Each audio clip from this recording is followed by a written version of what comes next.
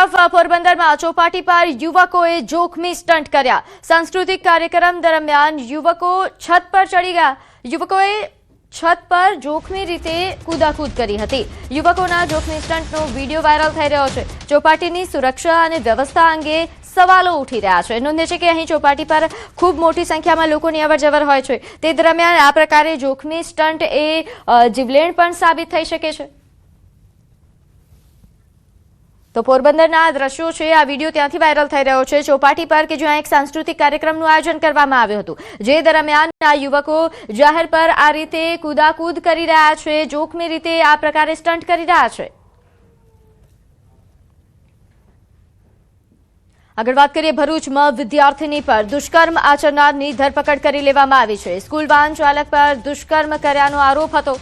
પોલીસે આરોપી વાહન ચાલકની ધરપકડ કરી। વાહનના ચાલકે વારંવાર દુષ્કર્મ આચર્યા હોવાનો દાવો છે। વાહન ચાલકની હેવાનિયતથી વાલીઓમાં ભારે રોષ ફેલાયો। દુષ્કર્મ અને પોક્સો એક્ટ હેઠળ ગુનો દાખલ થયો।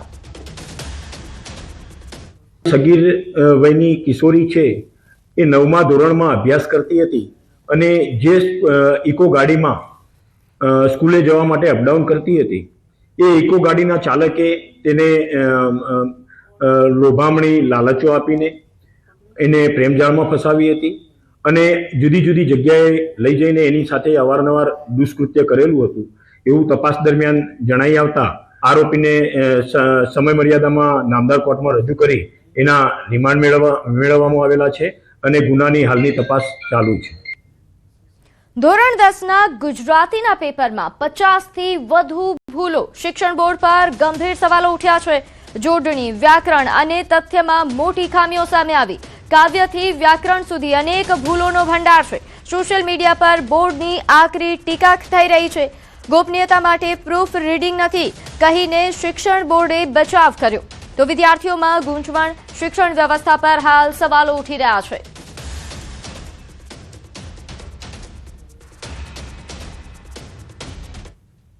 તો ગીર સોમનાથમાં કોડીનાર નગરપાલિકા દ્વારા ગામડાઓને પાલિકા વિસ્તારમાં સામેલ કરવાનો નિર્ણય લેવાયો।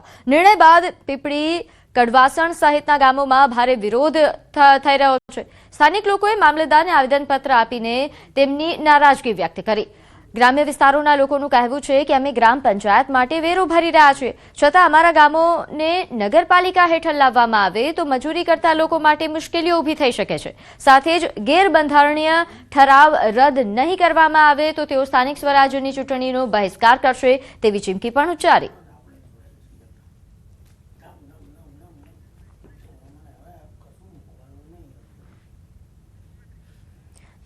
તો હાલ ગ્રામજનો કે જેમણે મામલતદારને રજૂઆત કરી છે, ચીમકી પણ ઉચ્ચારવામાં આવી છે કે જો ઠરાવ રદ નહીં થાય તો સ્થાનિક સ્વરાજ્યની ચૂંટણીનો બહિષ્કાર કરવામાં આવશે। તો આ તરફ રાજકોટ મનપાની પ્રાથમિક મતદાર યાદી જાહેર થઈ। શહેરના 1 થી 18 વોર્ડમાં 1 લાખથી વધુ મતદારો ઘટ્યા છે। અગાઉના 10.93 લાખની સામે હવે 9.85 લાખ મતદારો નોંધાયા છે। બૂથની સંખ્યા જે 991 થી વધીને હવે 1016 કરવામાં આવી છે। મતદાર યાદીમાં નામ ન હોય કે ફેરફાર કરવો હોય તો આધાર પુરાવા સાથે સંપર્ક કરવા માટે તંત્ર દ્વારા અપીલ કરવામાં આવી।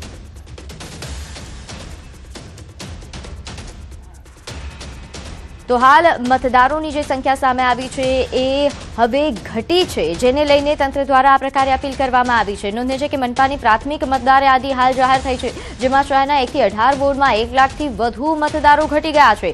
અગાઉ જે 10.93 લાખ હતા તે હવે 9.85 લાખ મતદારો છે।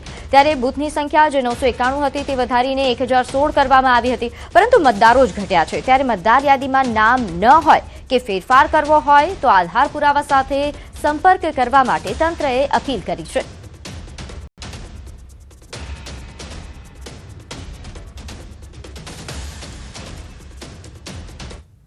તો જૂનાગઢમાં શહેર ભાજપના વોર્ડ 6 ગ્રુપમાં અશ્લીલ વિડીયોની લિંક આવતા ખળભળાટ મચ્યો। ભાજપના ગ્રુપમાં અશ્લીલ વિડીયો લિંક શેર કરવામાં આવી। અશ્લીલ વિડીયોના સ્ક્રીનશોટ સોશિયલ મીડિયા પર વાયરલ થયા।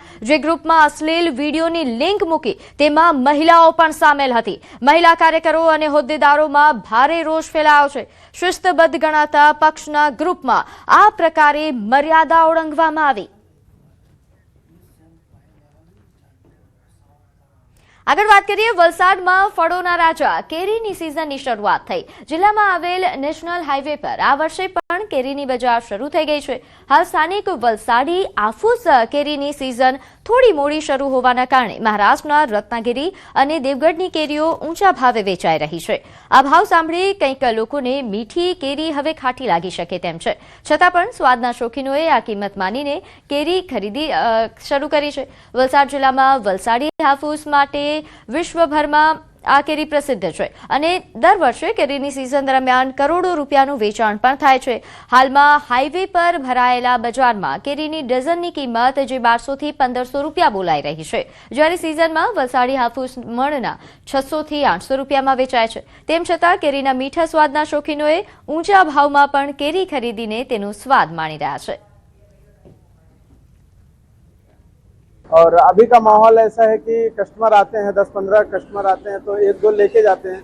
जिस तरीके से महंगाई है, ये महाराष्ट्र का हापुस आ रहा है, महाराष्ट्र का देवगढ़ का रत्नागिरी का, तो ये 1500 रुपए 900 से लेके 1500 तक आ रहा है, डजन के हिसाब से आ रहा है. तो वलसाड़ का हापुस 1 से 1.5 महीने का भी टाइम है. 1500-1400 डजन चल रहा है. थोड़ा जब नीचे आ जाएगा 700-800 जब होएगा तो फिर उस टाइम से धंधा होएगा. કેરી હમણાં હાલમાં મોંઘી છે તો બી ટેસ્ટ કરવા માટે હમણાં અડધો ડઝન લીધી છે અમે. જ્યારે અહીંયા વલસાડી હાપુસ ચાલુ થશે ત્યારે થોડી સસ્તી મળે છે. નાયબ મુખ્યમંત્રી હર્ષ સંઘવીએ સુરત જિલ્લાના માંડવી ખાતે નવનિર્મિત પોલીસ મથકનું લોકાર્પણ કર્યું હતું. તેમજ સુરત જિલ્લાના નવરચિત અનાવલ તડકેશ્વર પાલોદ પોલીસ સ્ટેશનનું પણ લોકાર્પણ કરવામાં આવ્યું.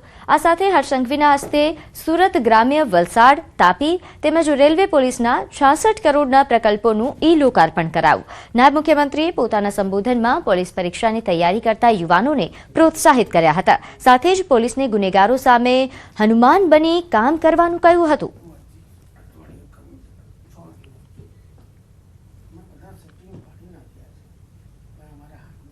जीवन में अंदर जो कोई भी प्रकार की मुश्किलों आवे तो एवा गुनेगारों सामने पुलिस हनुमान बनीने ज काम करવું જોઈએ. સુરતના કામરેજમાં પાટીદાર સમાજની મહત્વની બેઠક યોજાઈ, જેમાં શિક્ષણ આરોગ્યના નામે બિઝનેસ કરતા ટ્રસ્ટીઓ સામે આરપારની લડતનું એલાન કરાયું.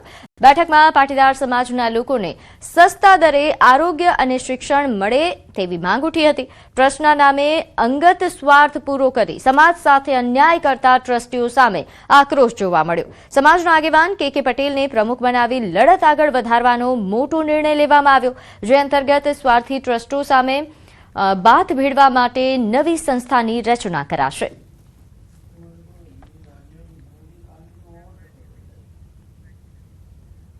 જૂનાગઢમાં વિકાસ થંભી ગયો હોય તેવું લાગે છે, કેમ કે લાખોના ખર્ચે બનેલો પુલ હાલ લોકોની હાલાકીનું કારણ બની રહ્યો છે.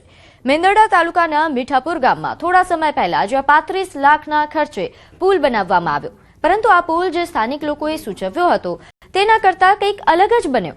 મીઠાપુર ગ્રામજનોના આક્ષેપ છે કે તંત્રએ ટેકનિકલ દ્રષ્ટિએ અત્યંત ખામીયુક્ત ડિઝાઇન બનાવી છે. જ્યાં 150 ફૂટનું પાણીનું વહેણ છે ત્યાં માત્ર 17 ફૂટનો એક જ ગાળો રાખવામાં આવ્યો છે, જે હવે ગામ માટે આશીર્વાદના બદલે આફત સમાન સાબિત થયો છે.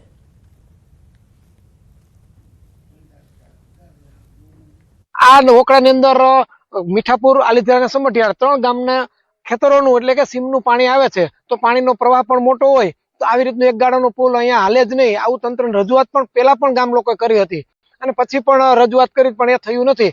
ડીડીઓ સાહેબ કે અત્યારે આવેલા નવા એન્જિનિયર સાહેબ કોઈ અમારું ધ્યાન દેતું નથી. અમારા પ્રગતિમાં કામ પડ્યા છે એ કામે પૂર્ણ થતા નથી. એટલે હવે તો અમે નવી બોડી એવી વિચારીએ છીએ કે અમે રાજીનામા બધા એક સાથે રાજીનામું આપી દઈ. અમારા પ્રગતિના કામ છે, આવીને જોઈ જાય અમારે માલ લઈ ગયેલો ગામમાં પડ્યો છે, એ કામ પૂર્ણ કરતા નથી. તો મેંદરડા તાલુકાના મીઠાપુર ગામમાં વિકાસના નામે માત્ર પોકળ વાતો અને ભ્રષ્ટાચારની ગંધ આવી રહી છે. ગામમાં 36 લાખના ખર્ચે મંજૂર થયેલા પુલનું કામ 1 વર્ષ વીતી જવા છતાં હજુ સુધી એપ્રોચ રોડ વગર અધ્ધરતાલ પર છે.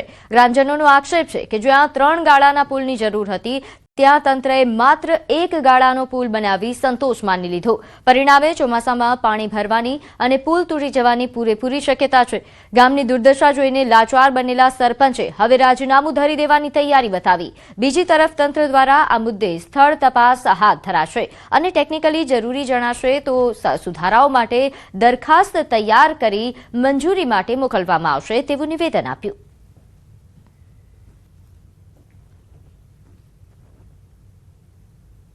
આ પુલમાં જે તે ખર્ચ કરી અને તાત્કાલિક ના બિલ કરી લીધેલા, પરંતુ ગામ લોકો હજી આ પુલથી હેરાન થાય છે. કામ બળદગાડા વાડીએ જતા નથી, તેમજ આ પુલ માટેનો વૈકલ્પિક વ્યવસ્થા ડાયવર્ઝન પણ કરી શકતા નથી. ત્યારે ગામ લોકોને ખૂબ જ રોષ છે.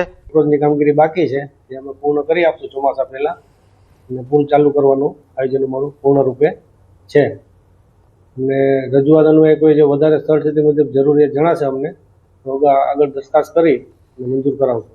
ભાજપનું આંતરિક જૂથવાદ અને ટકાવારીની રામાયણે હવે ગ્રામજનોના કામો અટકી રહ્યા છે અને નબળી ગુણવત્તાના કામો થતા હોવાના આક્ષેપો થઈ રહ્યા છે. ત્યારે વધુ એક ઘટના એવી બની છે મેંદરડા તાલુકાનું મીઠાપુર ગામ કે આપ જોઈ શકો છો કે જ્યાં પુલ બનાવવાનો હતો 3 ગાળાનો, ત્યાં 1 ગાળાનો પુલ બનાવી અને 45 લાખ રૂપિયાની કિંમતનો આ પુલ બન્યો છે. એટલે કે આ જે કામગીરી પર પણ હાલ સવાલો ઉઠી રહ્યા છે. બીજી તરફ ધારાસભ્ય જે માણાવદર વિધાનસભાના અરવિંદ લાડાણી અને જિલ્લા પંચાયત પ્રમુખ હરેશ ઠુમરની જે વચ્ચે ચાલી રહેલી રામાયણના કારણે લોકો હેરાન થઈ રહ્યા છે. થોડા દિવસ પહેલા એક ઓડિયો ક્લિપ વાયરલ થઈ છે જેમાં મેંદરડાના તાલુકા પંચાયતના પ્રમુખ અને અરવિંદ લાડાણી ગ્રાન્ટો બાબતની ચર્ચા કરતા હતા અને તેમાં હરેશ ઠુમરને પણ વચમાં ક્યાંક લાવતા હતા. અને તે જ પરિસ્થિતિ આ ગામમાં જોવા મળી રહી છે કે આ અંદરો અંદરનો ડખો હવે લોકોના કામો થતા નથી, લોકોના કામો થાય છે તો નબળી ગુણવત્તાના થાય છે અને જેના કારણે લોકોમાં રોષ ફેલાયો છે. મતદાન બહિષ્કારની ચીમકી તેમજ મીઠાપુરના સરપંચ સહિતનાઓએ આગામી 15 દિવસમાં કામગીરી નહીં થાય તો રાજીનામાની ચીમકી ઉચ્ચારી છે. અમાર બખાઈ ન્યૂઝ 18 ગુજરાતી, મેંદરડા.